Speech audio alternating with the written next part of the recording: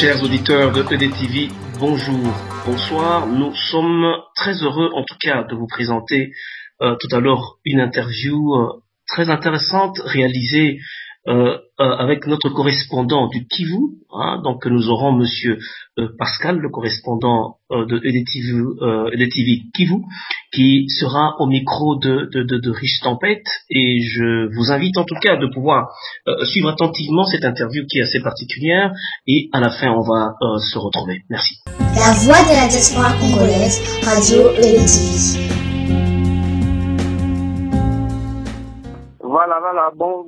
Voilà, bonjour Richard, et bonjour à tout le monde là-bas.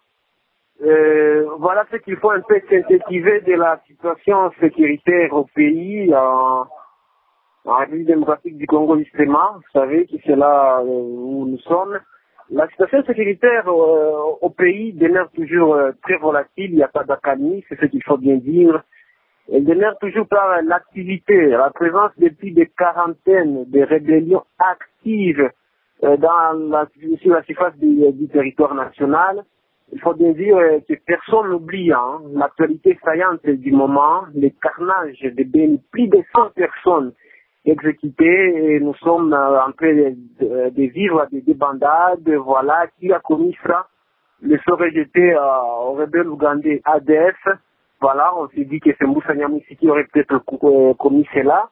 Mais nous sommes toujours là. La situation, le peuple ne cesse d'implorer la clémence des autorités tant politiques et militaires pour œuvrer à l'actif qui provide de la paix pour les populations civiles. Voilà ce qu'on peut dire de la situation sécuritaire.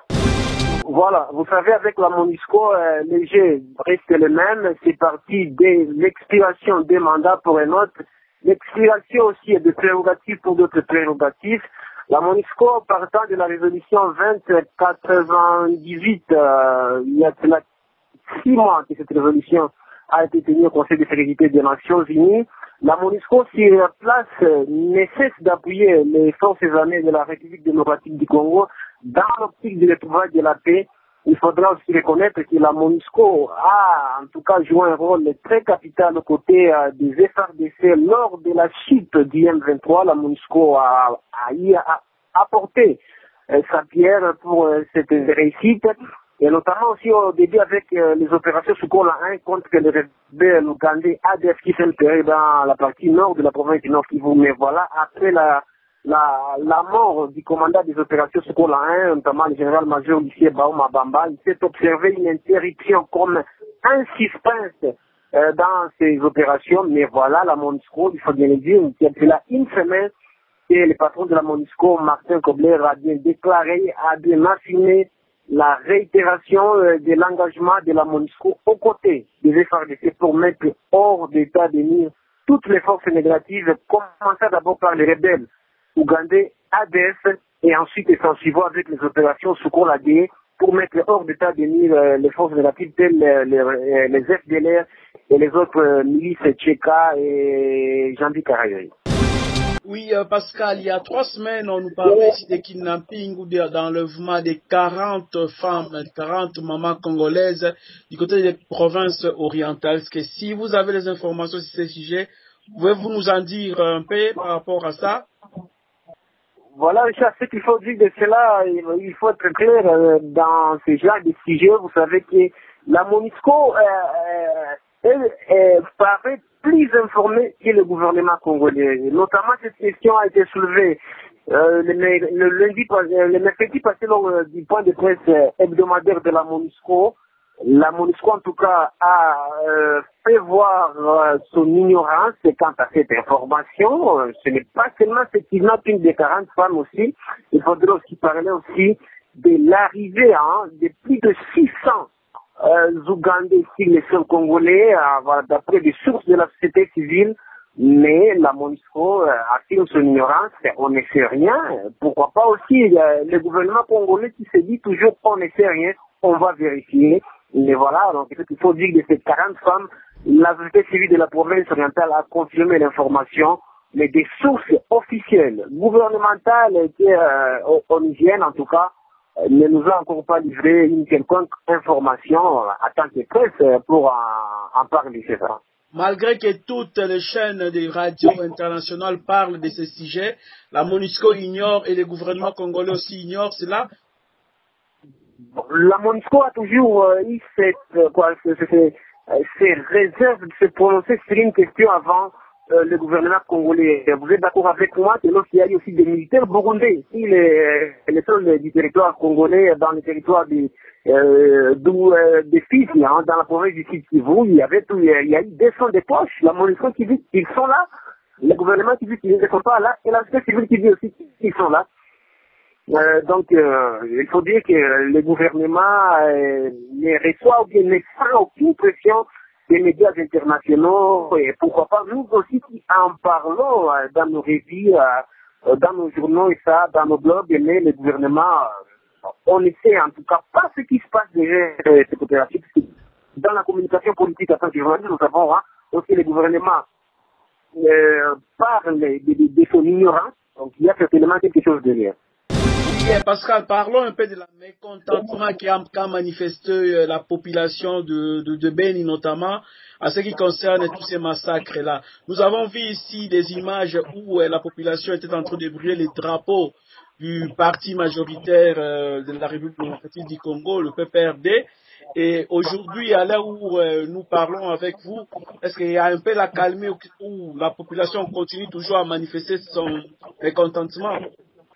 Il faut être clair avec cette situation de Béni, c'est une situation qui s'est déroulée juste, il faut bien être clair, 24 heures, pas même 24 heures, quelques 12 heures après le départ du chef de l'État de la ville de Béni.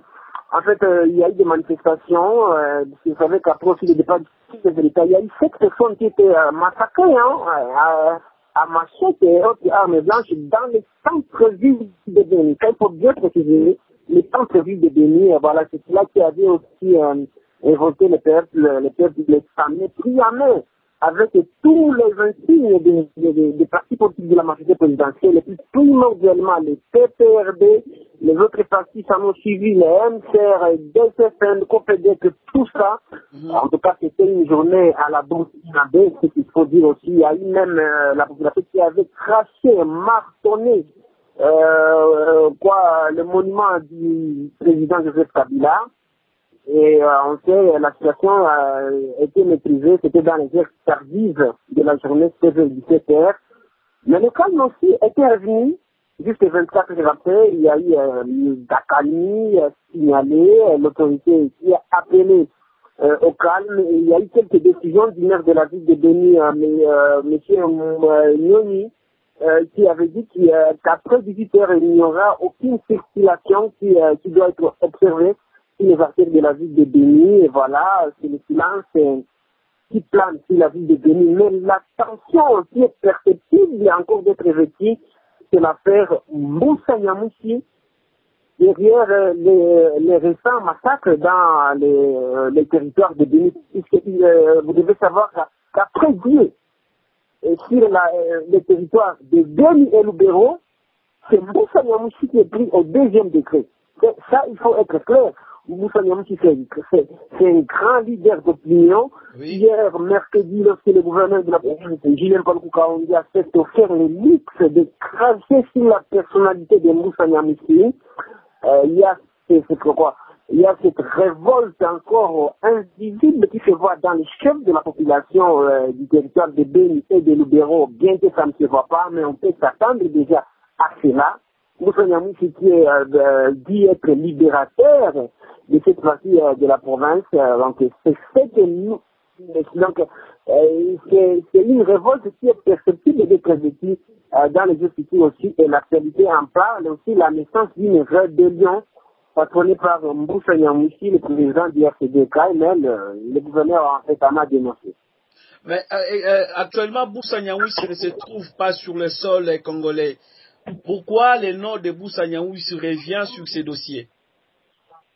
Moussa Nyamouchi, vous savez, depuis qu'il avait été invalidé du Parlement congolais, c'était au mois d'octobre 2013, il était justement invalidé sous prétexte, voilà, il faut dire, au motif qu'il serait aux côtés des rebelles M23, plusieurs rapports dont de l'Human Rights Watch l'avait cité, et Moussa Nyamwisi avait été invalidé, voilà.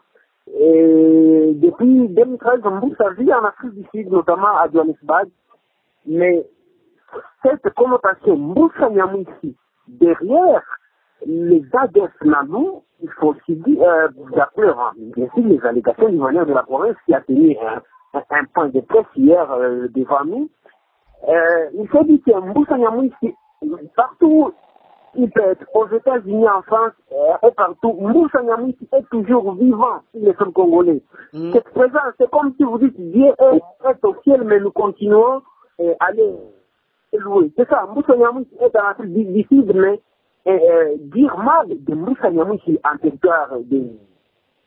Oui, Pascal, merci beaucoup. Nous allons dire mal de Dieu, d'après ce Oui, nous reviendrons prochainement sur la situation sécuritaire au Congo, notamment à l'est du pays. Mais parlons maintenant de la situation politique. Voilà, la révision constitutionnelle, c'est une matière qui nous a été imposée dans la presse il y a de cela un an. C'est un sujet populaire, à la une. Les tensions des Burkinabés, cette actualité ne fait plus ses lignes dans la presse. La région ne se fait plus attendre depuis quelques 2 semaines. Mais, quand cela n'empêche, la position de la société civile congolaise, ce n'est plus à cacher. De l'opposition politique, ce n'est plus à cacher. Vous savez que c'est une guerre politique. La population congolaise, pour la plupart, en tout cas, ne fait pas de cette révision constitutionnelle. Et lorsque je dis la population congolaise, donc je fais référence au Bureau national de la société civile qui s'indigne. En tout cas, qui s'est indigne encore, et marquait aussi son indignation contre cette initiative de la majorité présidentielle. Le peuple ne veut pas de cette révision constitutionnelle, bien que le PPRD, les autres partis de la majorité présidentielle, s'appellent sur cette initiative, mais dans la presse en tant qu'analyste, journaliste, nous pouvons déjà, donc je peux déjà parler de l'échec de cette initiative. Au sein même de la majorité présidentielle, vous avez le MCR, qui est la deuxième force politique de la majorité présidentielle, n'est même pas d'accord. Il y a certains gouverneurs aussi qui ne sont pas d'accord quant à cette révision constitutionnelle. Le gouverneur de la province du Katanga, l'homme le plus phare de la majorité présidentielle, Moïse Katumbi n'est pas d'accord. C'est tout le monde qui n'est pas d'accord. Dans la presse, il ne faut pas cacher, nous ne sommes pas d'accord. Et ça, on peut même lire sur les faces des militaires et policiers. En tout cas, cette initiative est vouée à la plus grande, à l'échec. Et que prépare la population congolaise au cas où le camp Kabila persistait dans sa volonté de réviser la Constitution pour qu'il puisse faire un 3e mandat?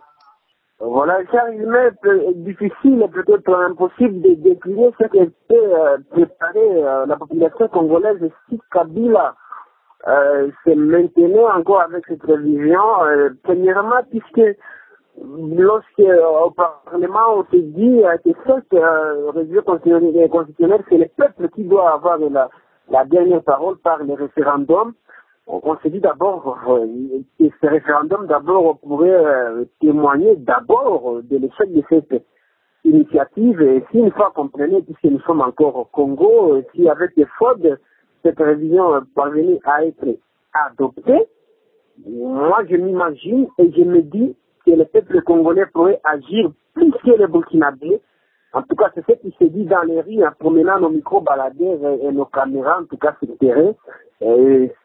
C'est des tensions qui pourront être vécues en 2016 une fois la majorité parvenait encore à maintenir Joseph Kabila au pouvoir.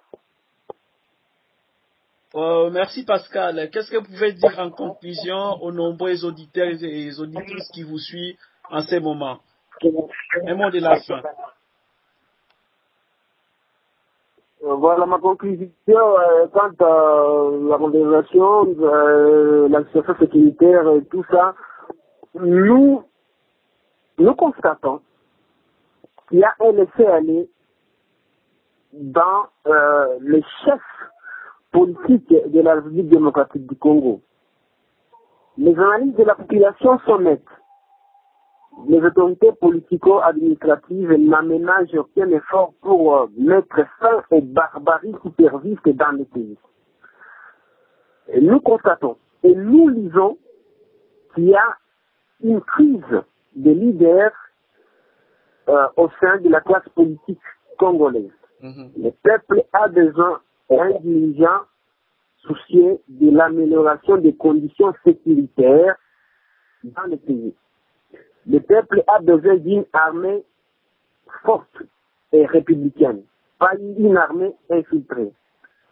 Et ce que nous pouvons dire à nos confrères qui sont à l'étranger, dans la diaspora, les combats qui se mènent seraient encore de plus en plus efficaces si et seulement ils se menaient sur les sols congolais, puisque les travaux est lourd, puisque les travaux sont en tout cas de grands ténèbres, et que nous qui sommes au pays parvenons même pas à supporter ce combat.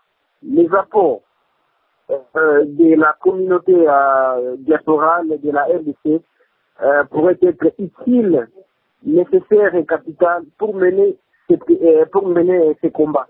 Ces combats contre un régime ventriote, ces combats contre des dirigeants non patriotes. Donc c'est un peu la conclusion que je peux fournir de cette conversation. En tout cas, merci beaucoup. Une dernière question, Pascal. Parlant des leaderships, est-ce qu'il y a un nom aujourd'hui qui se dégage parmi les politiciens congolais qui peut bien mener ces combats-là et diriger le futur Congo? Bon, avec cette question, Richard, il faudra d'abord être du point de vue journalistique, voilà, nous analysons ça. La position divisée, la majorité unie sur une question de la revue constitutionnelle, mais le nom le plus phare qui se chante et qui se voit, c'est le nom de Vital Kamerhe. En tout cas, c'est l'opposant potentiel qui se voit, qui s'écrit et qui se parle. Vous savez que dans le premier temps, était une petite ville, mais avec sa maladie qui lui cloue au lit, il ne se chante plus. En tout cas, c'est Vital Kamerhe qui plane sur l'opposition congolaise. Et perceptible d'une quelconque élection à la présidence en 2016. Merci Pascal, nous reviendrons prochainement sur ces sujets-là. Et merci beaucoup. Nos salutations à tous les amis du côté des Goma et à tous les Congolais de la République démocratique du Congo. Merci Pascal. C'est moi qui vous remercie plutôt, cher. La voix de la diaspora congolaise, Radio EDTV. Merci d'avoir suivi cette interview. Et nous pensons que c'est une interview qui a été en tout cas édifiante pour vous. Merci à Rich Tempête, merci à Pascal, à Goma. Mais nous désirons quand même attirer une attention particulière, je crois, et surtout particulièrement sur la conclusion de notre frère Pascal, du correspondant Pascal à Goma. Vous avez compris qu'il est en train de nous montrer que le terrain semble être vide, politiquement parlant, ce qui fait que celui qui semble occuper ce terrain, c'est Monsieur Vital Kamerhe, et tous nous savons qu'en tout cas la tendance de la résistance ou la tendance de la diaspora ne désire pas dans l'immédiat voir ou espérer ou rêver voir Monsieur Kamerhe aux commandes de la République démocratique du Congo, sinon ce serait un peu comme déshabiller Saint-Paul pour habiller Saint-Pierre. Alors ça laisse voir quand même un certain degré peut-être de distraction ou alors un certain degré de manque de pertinence dans l'orientation des actions de la diaspora ou des Congolais, parce que très généralement nous frappons ailleurs, alors que là il y a quand même un terrain qui est en train de se prendre et la diaspora ainsi que le peuple congolais restent un peu dans la distraction. Ceci doit un peu nous mettre la puce à l'oreille pour pouvoir changer le fusil de l'autre épaule et puis éventuellement réfléchir sur d'autres stratégies, être beaucoup plus concentré sur des actions qui peuvent en tout cas permettre d'occuper le terrain de manière utile pour une victoire certaine et attendue réellement par le peuple congolais. À très bientôt pour une nouvelle interview. Merci.